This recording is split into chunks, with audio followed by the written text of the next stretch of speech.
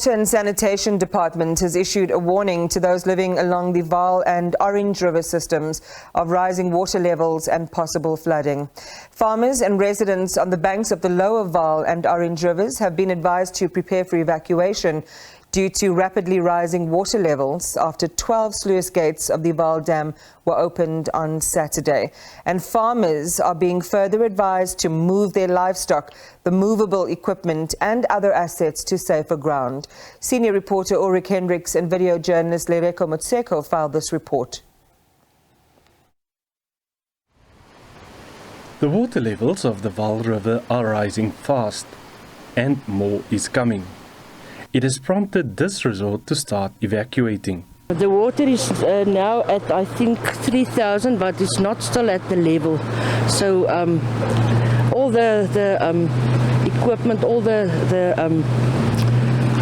stuff in our house here, the caravan, we have to move upwards, and we get extra people to help us to evacuate.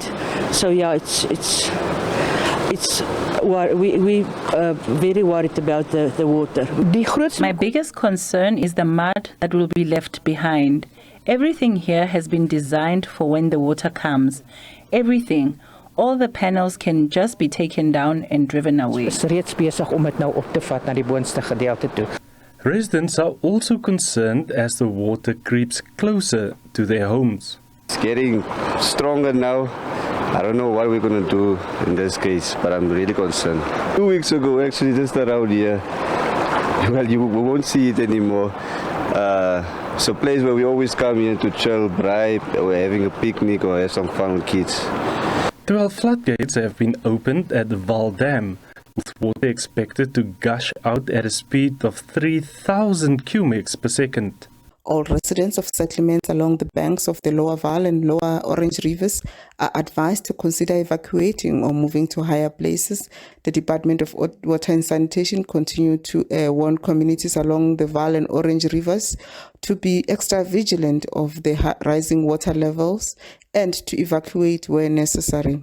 Farmers are urged to remove livestock, movable properties and equipment out of the way from the riverbanks, and for the general public to avoid any activity that may put their lives in harm's way.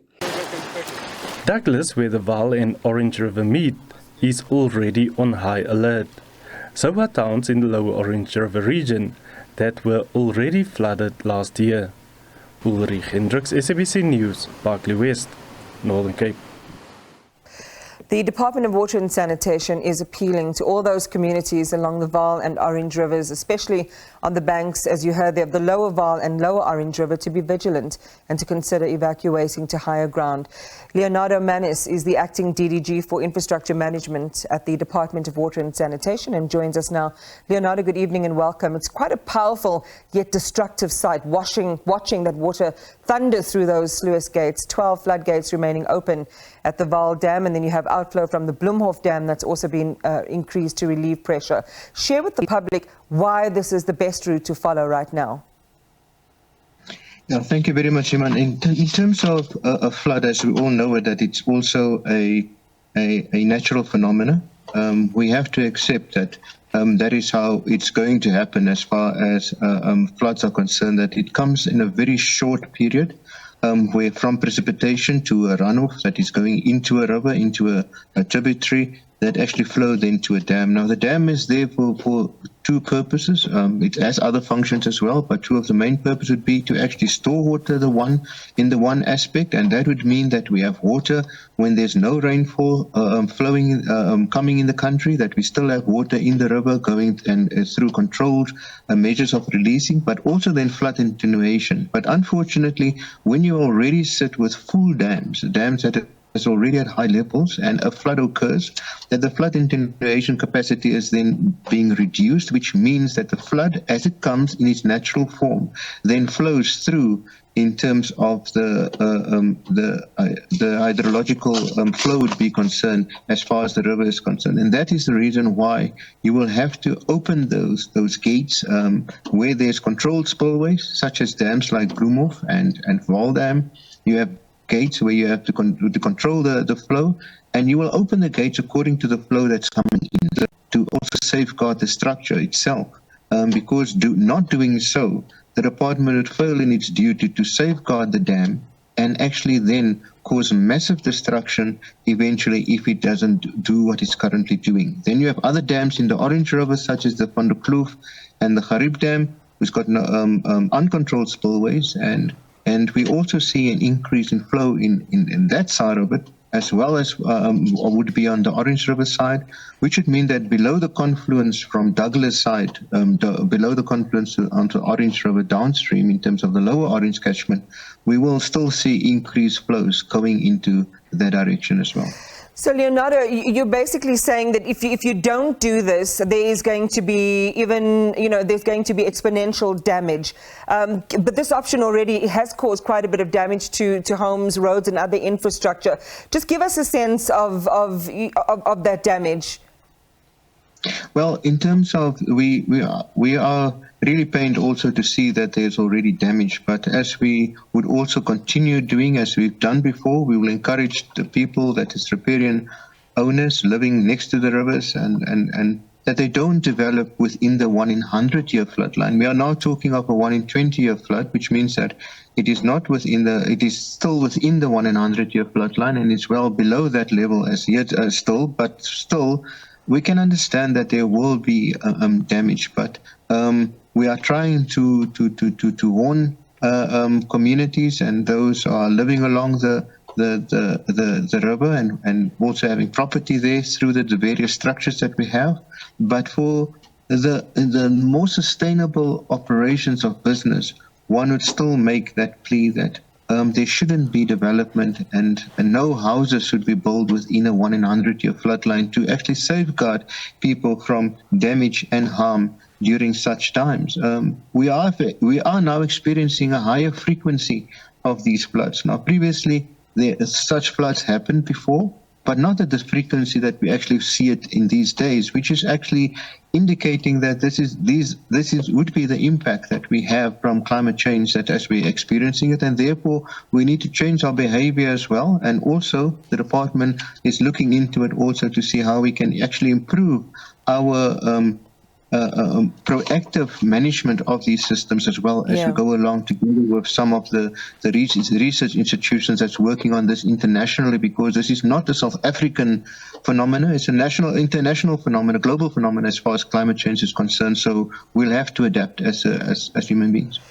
So farmers and residents have been asked to move livestock and go to higher ground. We've shared some of the areas that are in danger tonight. What are some of the other places where people are living where they should be really mindful of the change and the risk that they face? Yeah, since the department only takes responsibility for government water schemes, and so this would be more your main type of river systems, and the main thing that we'd also encourage people to also be more careful and practice caution, exercise caution when they actually cross low level bridges and so forth, because obviously with these higher flows there will be extra flow going over those bridges, and even if it looks safe, it might not be safe because of the flow rate that is flowing over those bridges, and that is going to could cause loss of life.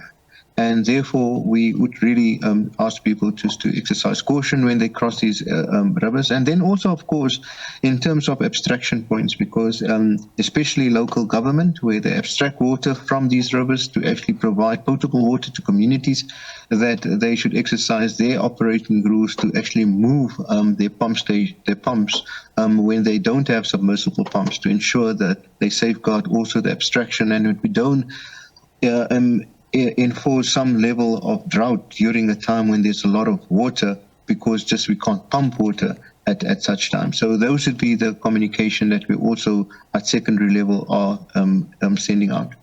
And to ask a really rude or really basic question, when you ask people to move to elevation that's higher than the 1 in 20 year mark or the 1 in 20 year flood line, how do ordinary people measure that? How do you know? Well, ordinary people might not really just see it, but there are high water marks, and because of the fact is that this as I told you, this is a higher frequency that is actually happening these days. As late as November last year, we had higher flows also in this regard that was flowing. And we'd ask people actually just to market on their properties where they are to see where the river is actually peaking, so that when we are giving out this information to say that currently we're releasing 3,200 cubic meters per second at Bloemhof, that they can actually market for themselves to say this is where the river has been when the department has actually communicated that is now 3,200 cubic meters per second, and that such volumes should have some material or visual meaning to them going into the future. However, in terms of within local government areas, the local government is capable of informing the surveyor that you use to also give you that benchmark as to say where those flood lines are supposed to be, and that will also then help. So for moment-to-moment information, as you said at the very beginning, this is a fluid situation. It's very hard to predict, rain, large volumes of rain or precipitation and the impact that would have on rising water levels. For current information, where can people affected go? Well, we are at this point in time, we are trying to actually update information as far as we can. But as you know, that our first attention the priority attention that we're giving is at this point in time is actually to ensure that we receive information from our hydrological structures as our weirs as we are having it, and that we can actually do a 6-hourly review in terms of what we have, and we do this throughout the night and throughout the day to ensure that we actually make these amendments and these communications go through the structures that we have to also inform the people and the department, our communication services, as well as you just heard our colleague Wisani speaking, that they also issue media statements at a regular basis to ensure, and these are also posted then on our webpage as well, so that people can understand what is happening at a national level. Leonardo, Manus, thanks for talking to us, the Acting DDG for Infrastructure Management at the Department of Water and Sanitation. We'll take a short break and back straight after.